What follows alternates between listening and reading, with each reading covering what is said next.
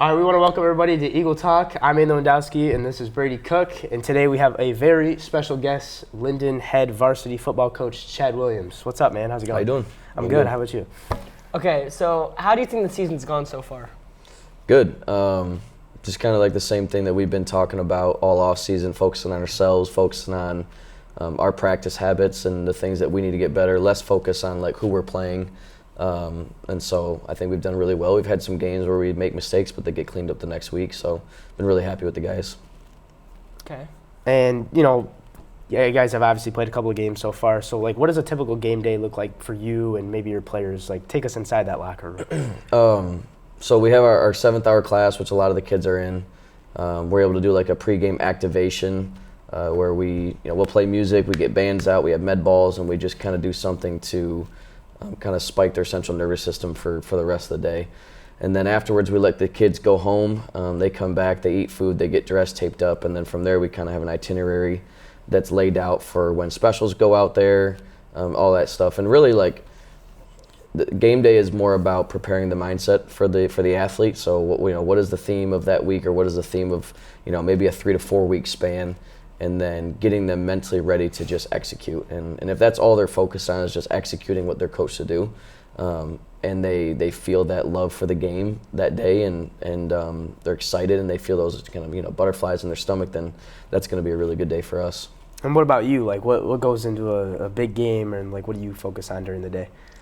Well, during the day, it starts really in like Sunday in terms of like what is the message that you want to talk to the team about, because I think we have really good coaches that coach the X's and O's and like the plays and all that stuff and when to call a certain play, but getting a team mentally prepared for so everyone's on the same exact page of what you're going to be walking into that week and the mindset for that week so that we're all aligned, that's probably the biggest thing that a head coach can do. So starting on Sunday, you kind of think about where you're at as a team, where you want to go, and then you kind of, for me, like I have a notebook and I just start writing things down and trying to get a message across the team throughout the week so that Friday that message can be kind of carried out and executed on a game day. So when game day comes, it's really just reiterating everything that we talked about. It's getting the kids, because again, you're a high schooler, we're not college athletes, so everyone's got a different day throughout the day. So kind of finding the kids that maybe had an off day on a Friday or whatever and getting them back in the mindset to go play. So it's just relationships and then a lot of organization, because there's a lot of stuff that goes into getting however many bodies are everywhere on the field at the same time, and coaches with the players and making sure they know what to do. So it's a lot of organization and like admin stuff. So through 4 games so far, your offense is averaging 40 points per game. So like, what has kind of gone into that offensive game plan, and how has it worked so well so far, you think? Yeah, I would argue our offense has probably been a pain point for us for the last 3 years. And so just like the same thing we tell the kids, like we're not, I got to tell everyone, like, I'm not Nick Saban, and I'm not God's gift to football. So, the willingness to learn and the willingness to learn from people are a lot smarter than I am. And so, yeah, the offensive staff just kind of did a deep dive and made it a lot more modular, made it a lot more, able to adjust throughout the season and fit what our players do really well, and learn from a few guys that, coached at a really high level, which has allowed us to kind of take it, make it ours. Coach Hewlett does a phenomenal job calling the offense. He just sees the game well, and he has a really good relationship with the players. And then from there, there's no one, whether it's player or staff, there's no one, looking to get all the credit or looking to take credit for anything. Everyone just plays their role, and when we do that, I think we do a really good job. How do you think having a sophomore quarterbacks either helped or faced challenges being so young on varsity? For a sophomore quarterback who already has a Division I offer, there's like, everyone thinks that sounds awesome, but then there's also pressure to live up to that. And I think Max does a really good job of putting everything in perspective. And he's never acted like he's better than anybody. He's never acted like he's just supposed to do stuff. He's the same kid he was last year with no offers. And so some of the challenges are really just like pre-snap, really just like the processing of information in 20 seconds, and being able to communicate everything he needs to communicate to the offensive line, and then all the options that he has available to him post snap, and then the footwork, and then whether that's a great play or not a good play, be able to boom, like reset your brain, and it's the next play. So that's probably actually one of Max's skill sets. So I would just say struggles have just been just the process of getting to that point, but he's such a fast learner and such a quick learner. And then also, shout out to Dylan Dresky, where he is like having another coach where he's not able to play right now, but having him on the practice field, having him in the meeting room with Max, it's like having two quarterback coaches right there. And obviously Dylan has a different relationship with Max, and so Max has someone that he can go to on any given day and have questions or whatever. And Dylan's been awesome that way. So how do you think the players have bought into the culture this year? I mean, I think our players buy into the culture every year. It's just now that we're 4-0, everyone notices it more. But just we talked about in the offseason being above the line. And it started back in January, and just this mindset that the events, we cannot control events that happen around us.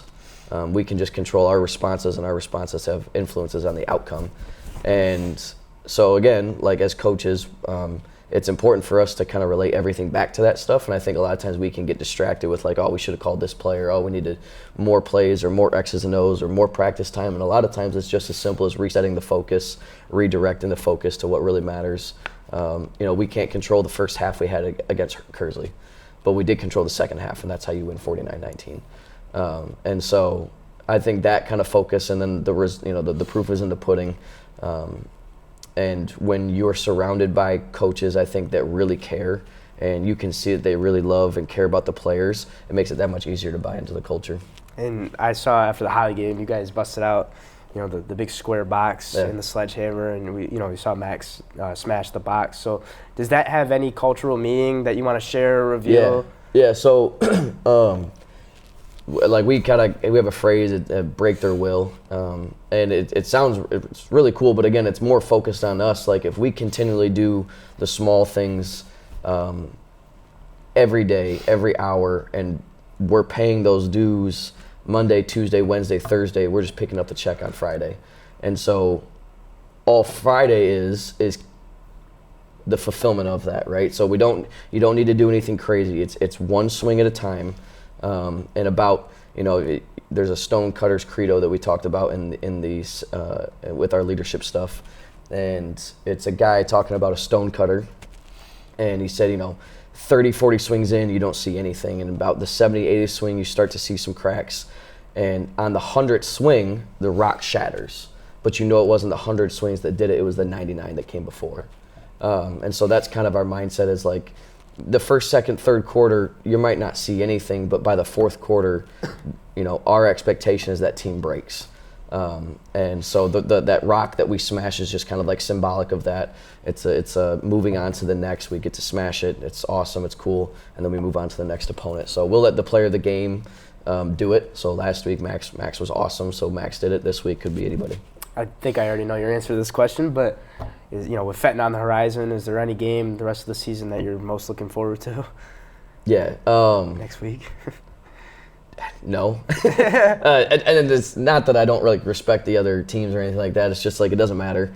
It doesn't matter who we play. It doesn't matter what colors they are, the logo, anything like that. Are there games that are more exciting and have a better environment? Sure. But it just isn't going to change how we practice. It's not going to change our standard, because we don't do this. We just stay right where we're supposed to be, and that's our focus.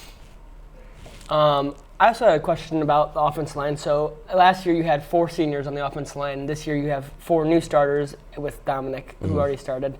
How has that gone? How has that changed or affected? Yeah, and we lost our offensive line coach this offseason, so you lose a lot there.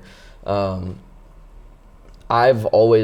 coaching it this year with Coach Murray, and I've always loved the offensive line. It's always been my baby, and so it's been fun. You get Radon did not play offensive line last year, but he's turned out to probably that's his forever home potentially. Arlo Opper taking a really big step up, Owen Clary taking a big step up, Miles Sterling coming in and filling a huge role. Jace Liedel is awesome, one of the most selfless kids on the team. So how I feel about our offensive line right now is there's about 7 or 8 guys that could play at any given moment, which is awesome. Not a lot of schools have that. And culturally, they're really unselfish, and they love putting the game on their shoulders and winning that game. Corona, we had lost Aiden Moore, Andrew Meinberg, still didn't have Dylan Fisher, still at that time have a sophomore quarterback going into week 2, and you run for almost 500 yards, right? And so Kari Williams stepped up, Jaden Brown stepped up, but more than anything, the offensive line took over that game. So it feels really good to have an offensive line that's almost brand new. Not just 5 guys, but there's 2 or 3 more guys behind them that could all go in at any point in the game and do well for us, and they love it. So it's been a blast. And then to kind of wrap things up, you've been here for 4 years, obviously, so what has made this team so much different? I would just say their personal relationships. They can hold each other accountable, and it doesn't get taken any type of way. They bounce back quickly from adversity. A lot of the kids have been on varsity for 3 years. Landon Jones been on it for 4 years because he joined us in the first year at the end of the playoffs. So just kind of knowing the expectations, it's not hard for them to jump in how we practice. I think if you were to come to one of our practices, it's every 5 minutes, and sometimes when you just join into a program, that's hard to adapt to because, I'm sure there's a lot of, they do team for 30 minutes straight and everyone's just standing around. So that stuff has been awesome. It's kind of my babies grew up and they're not just bought into the culture, but they're bought into the standard of the everyday process. So, and they're just really smart. I mean, honestly, Jaden Brown can play 5 different positions, and he's relatively new to the sport of football. So just really smart kids that are versatile and selfless. All right, well, we'd like to thank you guys for tuning in to this edition of Eagle Talk. We want to thank our guest, Chad Williams, for giving us his time today. And, hope you had fun. Thank you.